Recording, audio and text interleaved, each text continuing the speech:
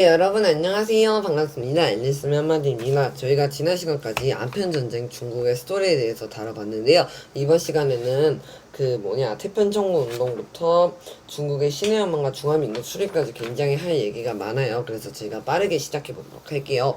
개항 이후 청정부의 근대화 노력인데요. 아편전쟁을 통해서 전서양 국가들의 막강한 군사력을 실감하게 되었다. 게다가 청왕종 타도와 한족 국가를 수립을 외치며 일어난 태평천국 운동을 진압하는 과정에서 다시 한번 서양 무기의 우수성을 확인할 수 있었다. 이에 이용장, 중국번 등 환인 관료들의 주도로 네, 여러분 여기서 지금 태평천국 운동이 굉장히 지금 5줄 만에 나오고 바로 양무 운동으로 넘어갔는데요. 태평천국 운동에 대해서 선생님이 자세하게 말씀드리도록 하겠습니다. 우선 배경은요, 청정부에 과도한 세금을 부과하면서 농민 공기가 증가했어요. 왜냐면 아편 전쟁으로 청나라가 연이어 패배하면서 배상금을 지불하게 되잖아요. 안 그래도 지금 청나라가 혼란스러운데 이렇게 배상금을 지불해주면서 과도한 세금을 농민들한테 부과하니까 농민들 불만이 증가했겠죠. 그래서 누가 이 청나라를 뜯어고치자라고 했냐면 홍수전이라는 사람이 태평천국 운동을 주도했고요. 구호는 멸만흥한입니다. 멸만흥한, 만주족을 멸망시키고 한족을 부흥시키자. 무엇을 토지균 등을 부배하면서 남녀를 평등하고 악습 폐지 등을 외쳤습니다. 농민을 지지하고 난징을 점령했다는 그게 있는데, 결과적으로 내부 분열과 신사층 의용군, 청중심 계층의 의용군과 외국 군대에 의해서 진압되었다. 이제 그리고 양무운동으로 넘어가는 거예요. 자, 이렇게 서양 무기 우수성을 확인한 상태의 배경을 깔아두고 이용장과 중국권 등이 양무운동을 추진했는데 이들은 중체서용이라는 구호를 내세웠습니다. 중국의 전통과 가치를 기본으로 하고 서양의 기술을 받아들인다. 서양의 기술만을 받아들인다는 건 아니에요. 라는 논리를 바탕으로 서양의 우수한 기계와 무기, 과학기술을 도입하여 군용을 증대하고자 하였다. 양무운동에 따라 군수공업이 육성되고 서양 무기와 군함이 생성되었다. 또한 기선회사, 방직공장 등 민간기업이 육성되고 전신과 철도 등 산업시설이 건설되었다.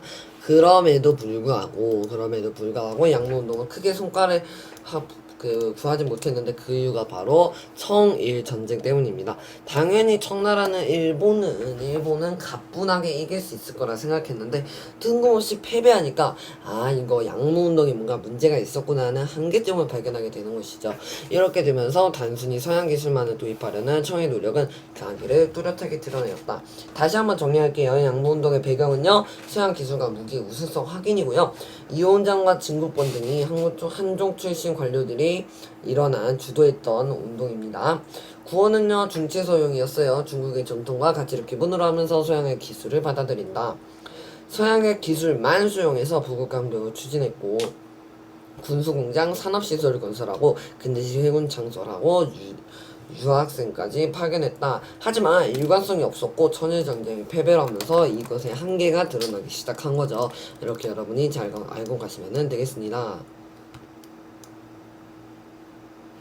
잠시만요, 이거 선생님이 여러분 잠시만요, 잠깐 오류가 생겼습니다. 자, 그래서 저희가 이제 밑으로 한번 넘어가 보도록 할게요. 양무운동의 추진인데요, 이거는 그냥 읽고 가시면 될 것 같아요. 문제는 여러분이 풀어보시고요. 아편 전쟁과 태평천국 운동 진압을 위해 통해 서양 무기의 위력을 실감하였습니다. 텐진에 수사학당을 세우고 이 해군사관학교를 세우고 금릉기기국을 만들어 금릉기기국을 꼭 기억해 두세요. 양무운동 하면은 금릉기기국을 생각해 주시면 돼요. 서양의 기술을 익히려고 하였습니다. 또 여러 산업 분야에서 서양의 과학기술을 받아들인다면 국력을 증대할 수 있습니다. 라고 이 사람이 말을 했네요. 저희 이제 다음으로 넘어가 보도록 하겠습니다. 자, 다음은요, 이제 양무 운동이 끝나고 변법 자강 운동이 시작되는데요. 자, 읽어보도록 하겠습니다. 자, 양무 운동이 실패로 끝난 후에 열강의 침탈이 심화되자 중국인의 위기의식은 더욱 커져갔다. 이때 캉유웨이라는 사람과 이 캉유웨이의 제자인 양치차오 등의 지식인들이 일본의 메이지 유신은 다음 시간에 배울 일본의 근대화 과정 중에 굉장히 중요한 키워드예요. 일본도 의회를 설립하고 입헌군주제에 헌법에 입각해서 그 총리가 정치하는 거죠. 군주제, 시시 등 정치 체제의 근본적인 개혁을 주장하였다. 이들은 광서제의 호응을 얻어서 과거제를 개혁하고 서양식 교육을 보급하고 상공업 진흥 등 변법 자강 운동을 추진하였다. 그러나 서태후를 비롯한 여기서 서태후가 굉장히 악령인데요. 이 서태후가 누구냐면 지금 황제의 엄마예요. 지금 광서제의 호응을 얻었다 했는데 이때 당시에 처음 광서제가 이제 황제가 됐을 때는 대략 3살인가 6살이었거든요. 이 3살 6살 어린애가 어떻게 나라를 다스릴 수가 있겠어요. 그래서 이 서태후라는 사람이 대신 정치를 했는데요. 이 서태후를 비롯한 보수파의 거센 반발에 부딪혀 100여일 만에 중단되었다. 한 1년도 못 간 거예요. 1년도 못 갔습니다. 정부의 개혁 노력이 성과를 거두지 못한 가운데 의화단이 서양 세력의 침략에 저항하였으나 실패하였다. 이게 바로 의화단 운동입니다. 의화단 운동이라고 여러분 적어 놓으시고요. 이후 청 정부는 다시 한번 개혁에 나서 상공업 진흥과 신식군대 편선 등을 추진하고 입헌군주제 도입을 모색하였다. 그러나 황실 중심으로 실시되어 불신이 높았으며 개혁의 구실로 세금을 늘리면서 민중이 반발을 샀다. 지금 변법자강 운동과 의화단 운동이 함께 나왔어요. 다시 한번 정리하고 가도록 할게요.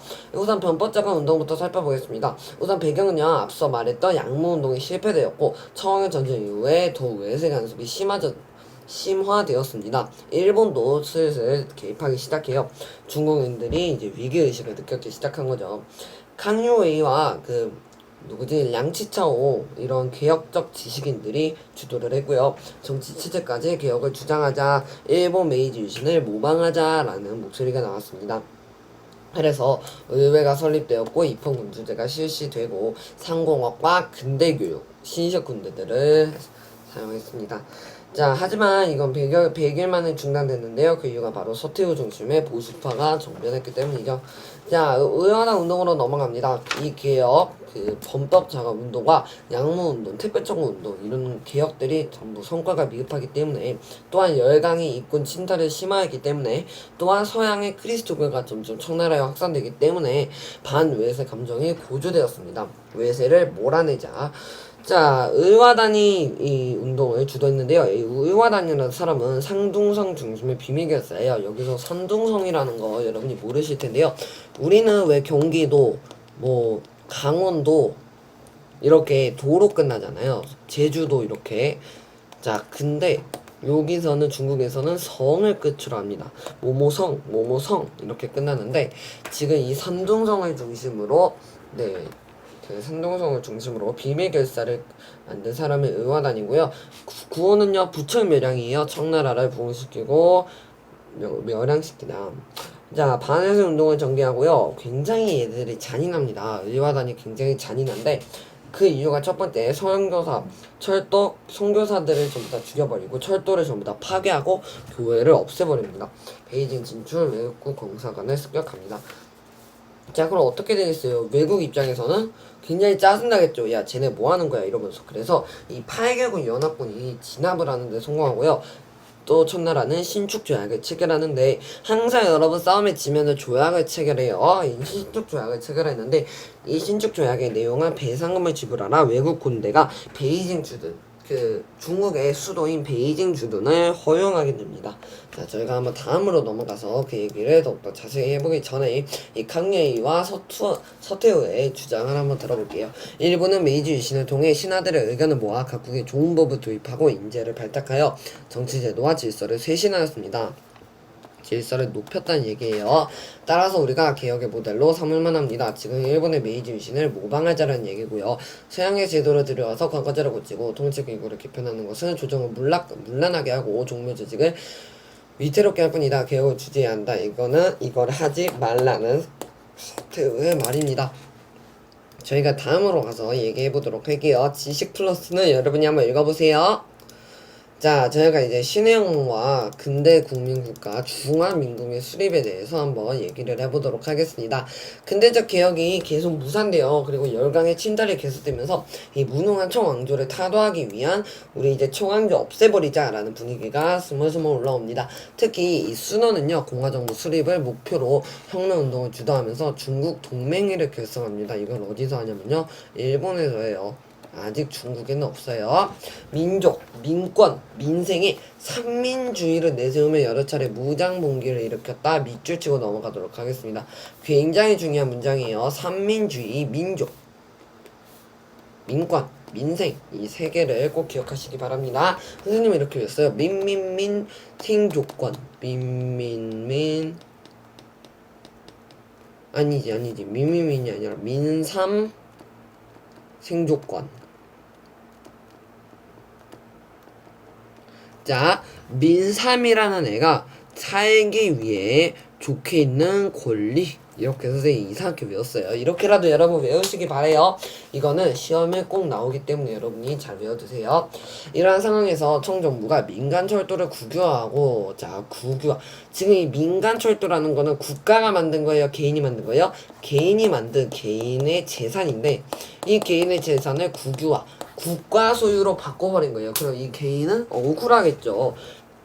이를 담보로 외국 자본을 빌려서 돈을 축적시키려고 하자 이를 반대하는 운동이 거세게 일어났는데, 그 중에서도 우창에서 발생한 신군의 무장봉기를 계기로 신해혁명이 일어나게 되었다. 이 혁명 세력은 난징을 점령하고 순원을 임시 대총통, 당신은 그쵸 우리나라를 다스릴 책임자다 적임자다 해서 순원을 선출하였고, 중국 최초의 공화국인 중화민국을 수립하였다. 청정부가 위안스카이에게, 아무리 청정부가 여러분 힘이 없어도 그렇지 이렇게 나라를 세우는 꼴을 볼 수가 없겠죠. 그래서 이 위안스카이라는 사람한테 혁명을 진압하게 하였으나 오히려 그는 혁명 세력과 타협하여 청을 멸망시켰다.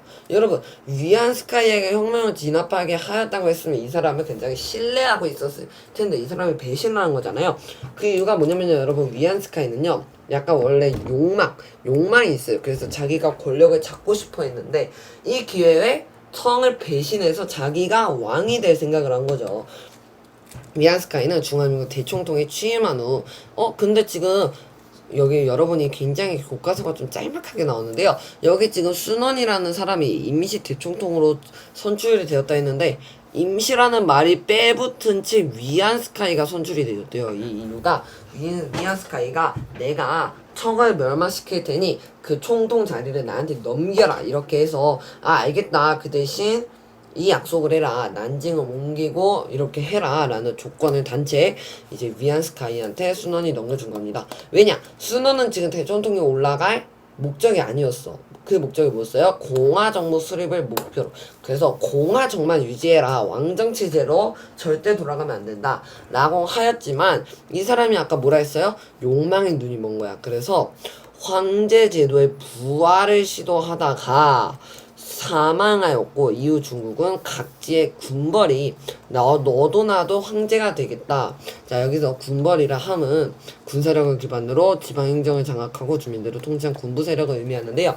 이런 군벌들이 세력을 다투면서 혼란에 빠지게 되었다. 그 다음부터는 다음 시간에 살펴보도록 하겠습니다. 여러분, 오늘 굉장히 긴 내용이 있습니다. 태평천국 운동부터 시작해서 중화민국 수립까지 얘기를 해봤는데요. 여러분 좀 너무 선생님이 말이 빨랐나요? 여러분이 꼭 한번 다시 한번 해보시고요. 뭐 수업 시간에 선생님이 얘기하는 말씀을 듣고 선생님 강의를 들으면서 잘 한번 흐름을 파악하셨으면 좋겠습니다. 태평천국 운동부터 시작해서요, 양모운동, 편법자강운동, 을화다운동, 신해혁명, 중화민국 수립까지 다뤄봤고요. 다음 시간에는 일본의 근대화 운동에 대해서 살펴보도록 하겠습니다. 여러분, 이번 시간에도 수고 많으셨습니다.